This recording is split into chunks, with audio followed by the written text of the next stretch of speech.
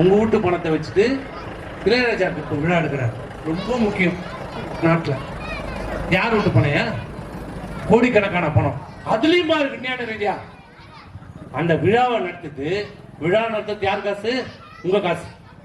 50 கோடி 100 கோடி உங்க காசு எடுத்துட்டு அதை யாரும் எடுக்கக்கூடாது. சன் டிவி மட்டும்தான் எடுக்கணும். வேற யாரும் சன் டிவி, இந்த பாலிமர் டிவியோ புதிய தலைமுறையோ இவங்களாம் எடுக்க முடியாது. வெறும் சன் டிவி மட்டும்தான் இருக்கும். சன் டிவி எடுத்துட்டு வாரம் போட்டு வாரம் 100 கோடி ரூபாய் சம்பாதிப்போம். யார் வீட்டு பணத்துல? உங்க வீட்டு பணத்துல விழா எடுத்துட்டு அவன் குடும்ப டிவி சன் டிவி அதை நிகழ்ச்சியை பதிவு செய்து வாரம் சன் டிவியில போடுவான். அவன் வாரம் 100 கோடி ரூபாய் சம்பாதிப்பான். எப்படிப்பா? எப்படி கலர் டிவி கொடுத்துட்டு சன் டிவி கனெக்ஷன் கொடுத்தான் பாரு. அது மாதிரி இளையராஜா மேல பாசம்லாம் கிடையாது.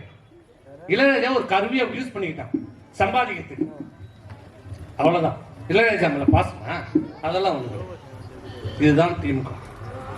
எந்த திட்டம் போட்டாலும் தன் குடும்பத்திற்கும் தனக்கும் என்ன ஆதாயம் என்று போடுகிற இயக்கம் திமுக, கருணாநிதி குடும்பம்.